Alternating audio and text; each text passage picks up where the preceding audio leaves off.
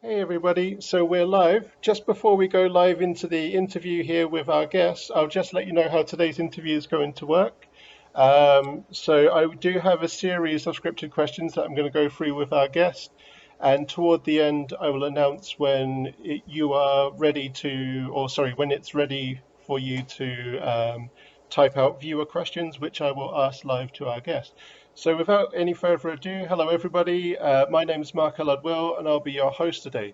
But as you can see, I'm not alone. I'm joined all the way from the United States by United States Air Force veteran and comic book artist Corey Taylor.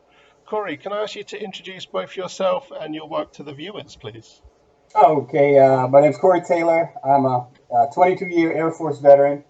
I'm currently the publisher of Darkchild Studios, and my comic that I'm currently working on is Copycat and the Bomb Squad, and also Artists Unite is a kind of a dream project that I've been thinking about doing for quite some time, and I'm really happy for the outcome and how the art, how so many people have contributed to it, and it's just been a total blessing. I'm just so thankful of the art community right now.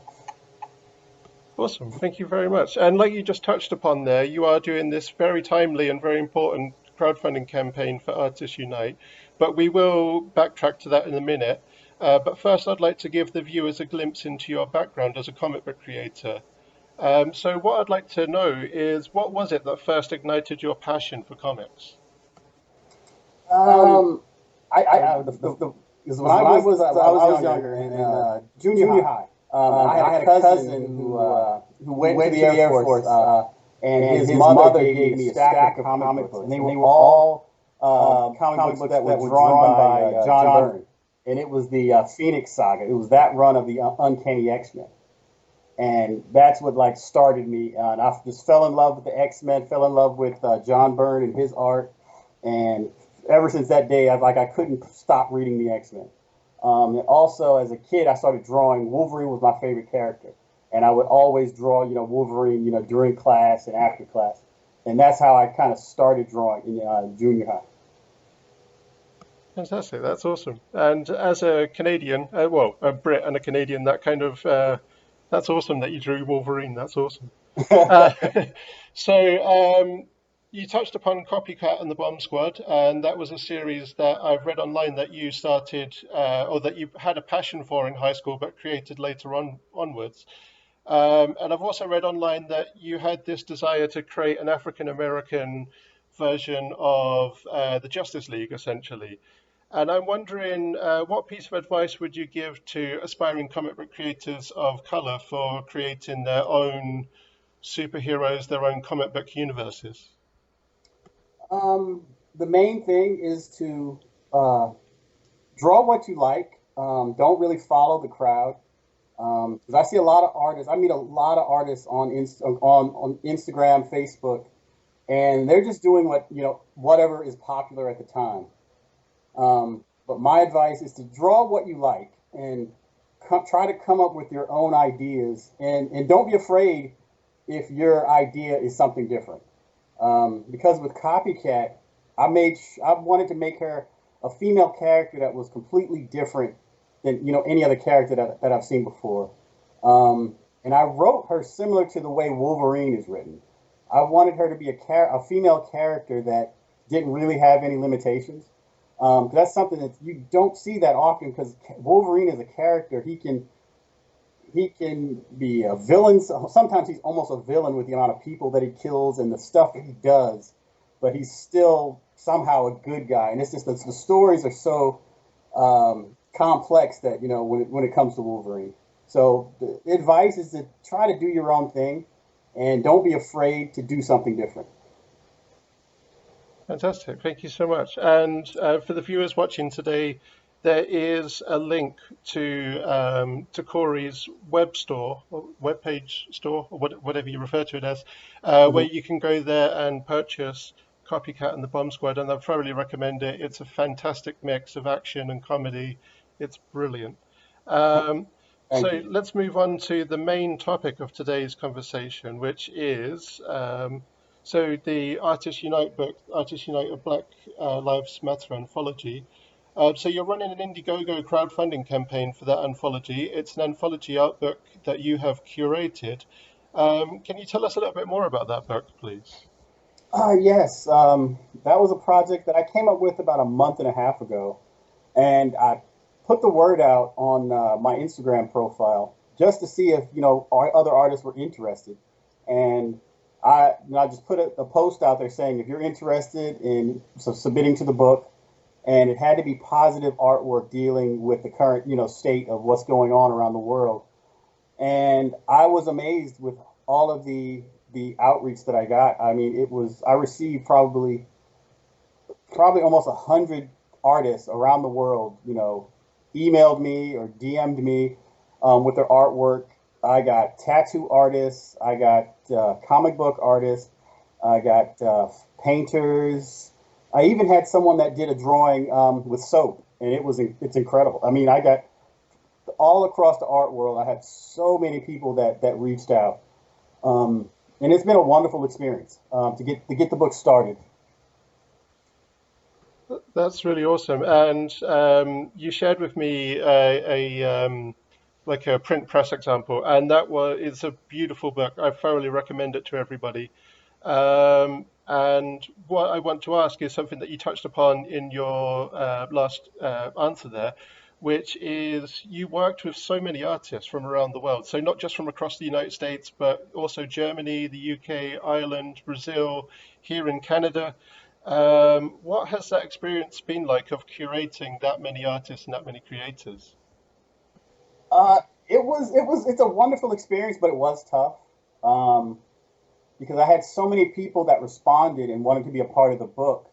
But the one problem I had is that a lot of people they would say they wanted to be a part of it, but they wouldn't respond right away.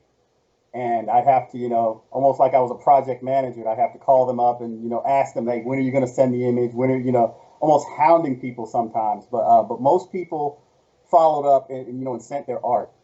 Um, that was the only issue I really had. And also, I had a few artists that didn't understand what the real point of the book was, and I made it very clear that I didn't want any violent artwork.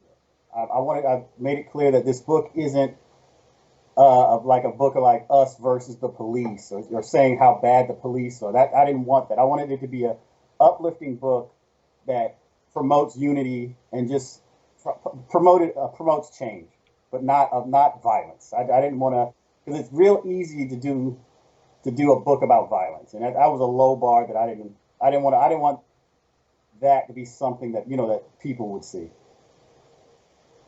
That's fantastic. And I've got to admit, again, from having seen that print press example, that really shows the positivity, the optimism, the hope, um, and yeah, it just struck me as being very powerful and very beautiful, but also very optimistic with those two things combined. So I really think you've pulled that off successfully, very successfully. Thank you so much. Um, and so something that I ask everybody that I have on for these live interviews is what one piece of advice would you give to anybody watching today who's looking to create comic books for themselves? To I get this question a lot when I do conventions in the U.S. I get a lot of people that will see my work and come to my table and ask the same question, like how to get started, how do I do this? And the main thing I tell them is that it's not easy and it doesn't happen overnight. Creating a comic or just doing good artwork takes time. And I tell them you have to be determined and put in the hard work. There are so many young artists that believe that they don't realize that a lot of these artists that they see have been drawing comics for 20 years, and it takes a lot of time. And the main thing is that's what I tell them. I says you got to put in the work. It doesn't happen overnight. There's no such thing as an overnight success. So, and also to draw what you like. Don't try to follow what other people are doing, because if you draw what you like, you will put more time into it. If you're drawing something you enjoy drawing, so draw what you enjoy, put in the hard work. Don't really worry about being famous. Just draw, draw it to make yourself happy. That's my main bit of advice. Fantastic. Thank you so much. We're at the end of my scripted questions here. So for any viewers, if you want to ask any questions right now, please begin typing those out. But while you are typing those out, I will let you know that the book that we've been discussing today is Artists Unite, a Black Lives Matter Art Anthology. And there is a link to the Indiegogo page in the description of this live video. It is still funding from right now of this video being live. It's still funding for 15 days. Any donations that you make to that will go through to, if you back for a reward on that Indiegogo campaign, a percentile of your reward goes to the Black Lives Matter charity. And as I've said at length, it's a beautiful book. I'm really, really enamored with it. I think it's a fantastic book that you're going to enjoy. And also, there's a link to Corey's web store where you can purchase Copycat and the Bomb Squad in the description of this live video. So I do have a couple of questions already, both from Elaine. So first one is, any advice for other creators wanting to put together their own anthologies? Advice. It's a lot of hard work. The first thing is that you have to be organized and to keep track of all of the traffic that you're going to get and all of the artwork.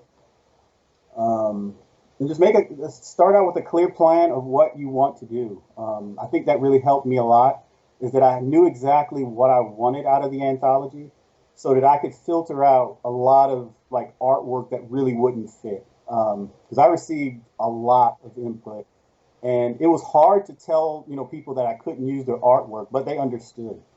Because I just couldn't use everything. So it's hard telling artists, that your work won't fit in the book, but you have to have a clear goal of what you're going to do. Because if not, you're going to get overwhelmed with doing a project like this. So. Fantastic. And Elaine's second question is, do you prefer working traditionally or digitally? When I started drawing comics, I had a hybrid style where I would draw everything out, then I would scan it into my computer, and then I would, digitally ink it, and then color it. But now I do everything on my computer. I don't even do the penciling stage anymore. I just go straight to digital inking. And that's only to speed things up. Because, when you're doing sequential art, it just takes forever. But when I do some of my commissions, I go back to paper. Because I do miss the feel of drawing on paper.